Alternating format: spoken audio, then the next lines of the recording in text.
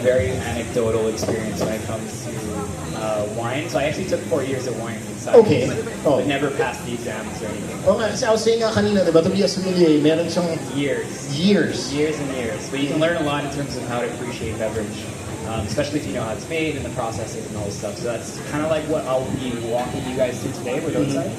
But first, I think, what a cool spot Definitely. to launch a brand, right? It looks so special and feels really cool. But tell us more about Oatside. I know you've been, we both have been using Oatside for quite a while, but what exactly is Oatside for those who have never heard about it? So who here is lactose intolerant? No? But apparently 90% of Asians are actually lactose intolerant or have a problem with it. Me personally, I've always preferred plant-based milks. And honestly, when it comes to those alternatives with coffee or when you're cooking, oat milk for me is a preference. And Oatside, if you haven't tried it, which we will try together later, is actually really special in terms of flavor, and it's really kind of made for the Asian palate, which is really great. Wait, so plant-based milk, ibig sabihin, hindi siya galing sa cow.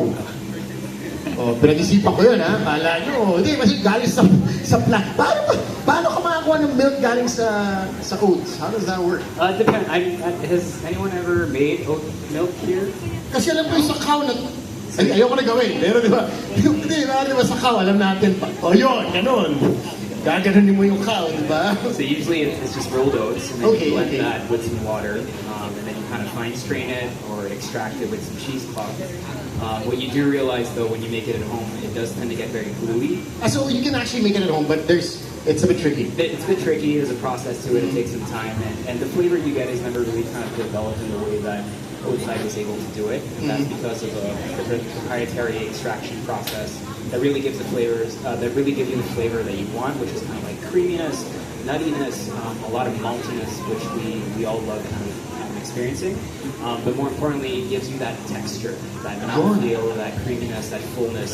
That's really important when it comes to non-dairy products. Alternatives. I'm actually going to touch on that, for a few seconds here, because I also tried, plant-based milk, and let's admit it, sometimes, para siyang milk na tubig. Yeah. Diba?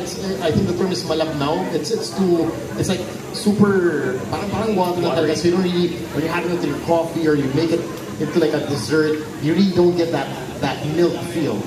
But with Oatside, like I said, I've been trying it for also quite a while, and it's really a different, side to enjoying oat milk. But I am no expert at this. I'm gonna call on your katag team for this afternoon. Sir Ben, can we have you back on the floor? Because we are about to get really tasty this afternoon and talk about oat milk. So I'm gonna leave it to you guys to discuss what Oatside is all about. So we are going to try it later on. We'll have it. We'll taste it with other comparisons, so you can have it. So please make sure, as these glasses are placed in front of you, please make sure to don't drink it for now until we serve you the Oatside. So I'm here with Ben. I think first and foremost, what for me is really interesting, and maybe for people who aren't in the tech business, can you explain what a full stack oat milk company is? Yeah, so we like to call ourselves full stack. Because we produce everything in-house.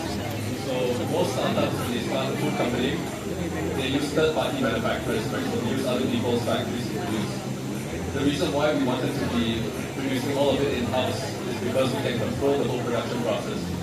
All the way from sourcing the oats, the best oats, extracting them in-house, not using powder, and choosing the best ingredients to make our product. So that's why we decided to be full stack and go through the process of making our own factory. I think it's something you can clearly see in the branding, right? It's so transparent, the ingredients are clearly stated there. As someone who's made oat milk at home, how do you kind of retain those nutty, toasted, kind of like malty flavors of the oat milk? So what we realized when we were testing with oat milk is what oats you use really mattered, right? So we tested with Australian oats, Finnish oats, Swedish oats. And we found that some had a more grassy profile. In the case of Australian oats, it's super nutty. It's very, very nutty, cereally, and that translates to a super, well-rounded drink. And so we chose whoever that was to get that kind of profile.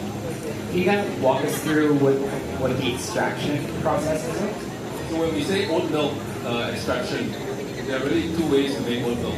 One way is to use instant powder. So many manufacturers just use instant oat powder and mix it with water, and you get instant oat milk. But that is very, very watery. So we decided to use real oats. You grind it down, you roast it, and then you extract it with enzymes.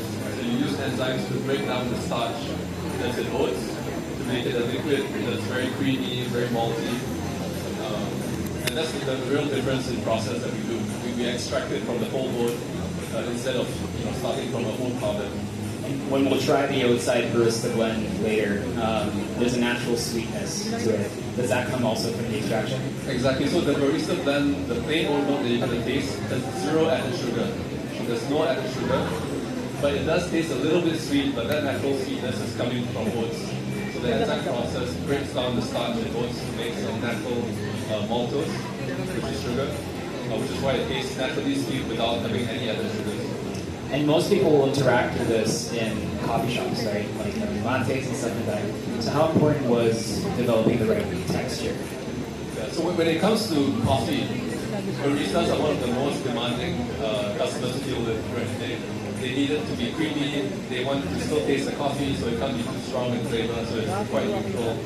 But it also has to foam well, so it has to create good foam so that you can make latte art. So we managed to achieve that with Oatside without adding any gums or emulsifiers. Awesome. So today we'll be trying the Oatside Burst Blend variant, which should be starting to be poured around, so make sure we'll drink that nice and fresh. There is a booth over in the back if you guys want to try the chocolate, as well as the hazelnut chocolate variant. I love the approach to producing the milk in terms of making sure to get the best ingredients. The sustainability aspect of it is great. Very quickly, in terms of the chocolate, those are Sulawesi, right? So with the chocolate, we use African Sulawesi, so African Indonesian beans. It's a mix of cacao blend. And we add twice the cacao that most brands do, so twice the chocolate, but half the sugar. So when you drink it, you realize it's not so sweet, but the chocolate taste is super intense. And that's what we wanted to achieve. We wanted to make a super dark chocolate. Nice. And then the hazelnuts are also properly sourced. I tried that for me tasted like a liquid. It's like a liquid treat, basically. Yeah, the hazelnut comes from Turkey, and it's meant to be like a bit of a liquid Nutella. Nice. If you don't know Ben's story, it's actually pretty cool. Like we were chatting a while ago. He's very young, younger than me. And you started doing this by experimenting at home, right? Exactly, yeah. I experimented at home, mixing oats and water and making oat milk at home during COVID. And now you'll find it in all your major coffee shops in the Philippines. It's going to be rolled out more. 15 markets you mentioned as well. Yeah, so today we're in 15 countries, mostly in Asia, so from China to Thailand, Indonesia, even the Maldives. The Philippines, we started with cafes, but starting from May, we're going to be in supermarkets. So you'll find us in like Landers, you'll find us in Kyoto, and many more supermarkets to come. You can also find us online, Lazada, Shopee. And I think what's cool is it's not just a supplement to coffee, it's something that you can actually experiment with making ice cream at home that doesn't use any dairies. You can use it in different kind of cooking styles and desserts because it has that natural sweetness. So there's a lot of applications to the milk itself, which I think are quite great. So congratulations on your success. I think it's being poured now. We're gonna start it a bit. Sam? So the first glass on your left is going to be Oatside, and then the other two are different oat milk brands that we wanted you to compare with. The idea is to show that even though the ingredients are the same, they all come from water and oats, you can get very different taste profile, different texture, depending on what oats you use and what kind of extraction. That's why I hope you find it interesting.